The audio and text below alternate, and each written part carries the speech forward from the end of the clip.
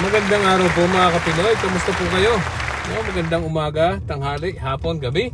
Kahit saan parte ng mundo kayo ngayon nandoon, ano? Ay, kamusta po kayo? Ngayon po ay araw ng ano ba ngayon? Martes. Pauwi na ako galing sa trabaho, ano? At meron pa lang may lumabas na video. Ngayon ko lang napanood itong video ni Sara Duterte at saka ni Amy Marcos, ano? Sa wakas, nagbunga din ang paghihirap ni Amy Marcos. Ano? Napansin din po siya ni Sara Duterte. Okay? Ngayon po ay na-endorso na siya ni Sara Duterte. Ano?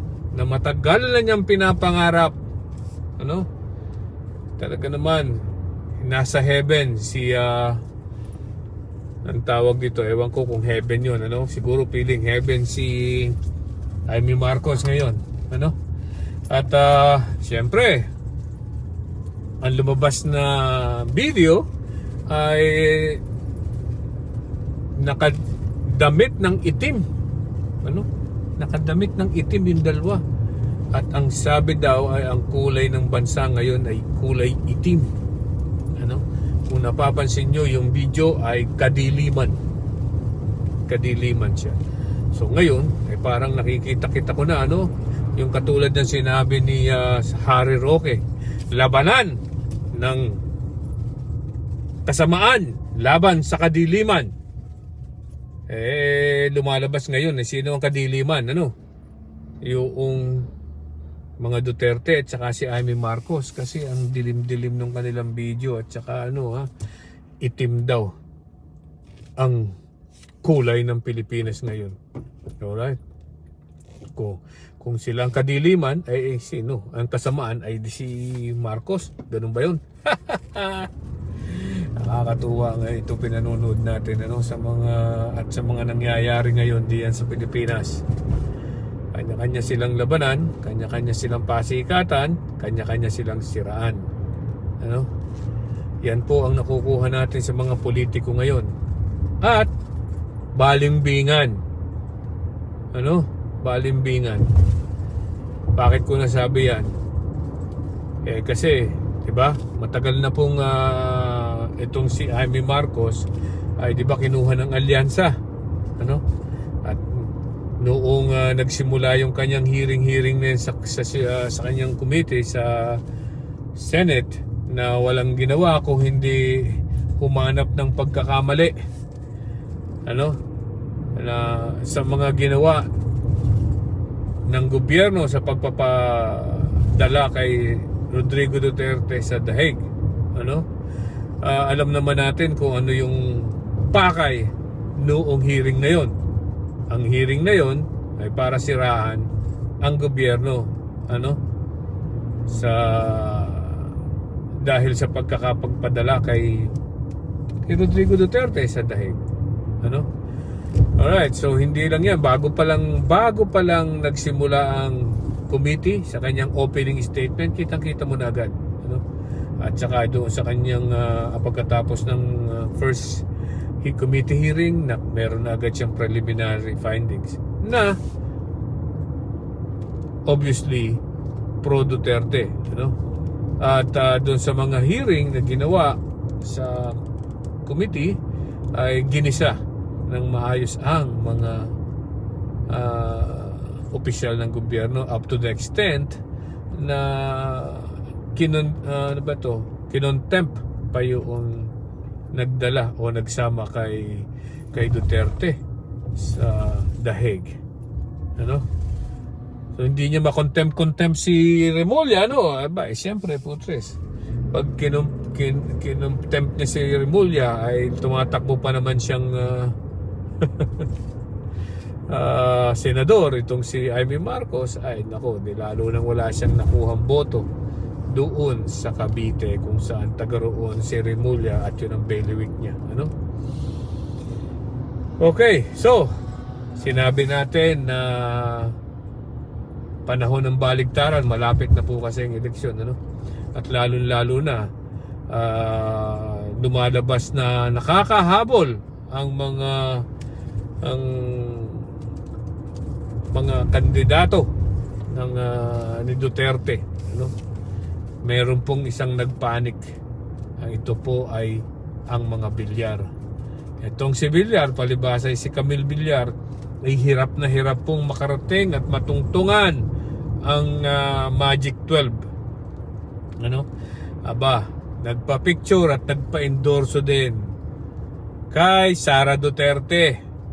Ano? Alam naman po natin, ano, itong, ewan ko ba kung anong nangyayari dito, no? Itong Nationalista Party na kinabibilangan ng mga Villar,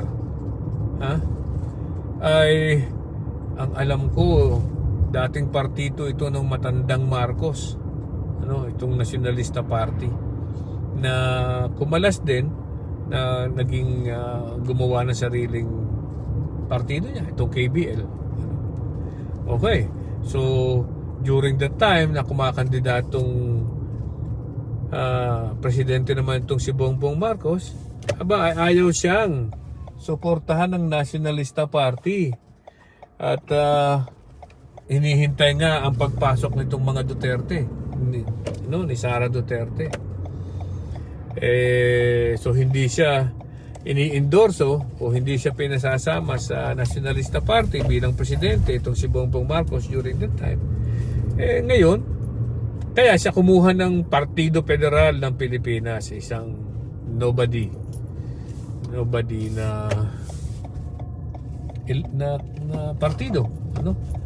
And then noong nagsama itong si Sara Duterte at saka si Bongbong Marcos, aba siyempre dinala na rin ng Nationalista Party itong si Bongbong Marcos kasi nandun si Sara Duterte. So obviously, ano, itong mga Villar at ang Nationalista Party ay hindi ito kay Bongbong, ano. Hindi ako magugulat kung ilan pang mga Nationalista Party na naandiyan sa alyansa ay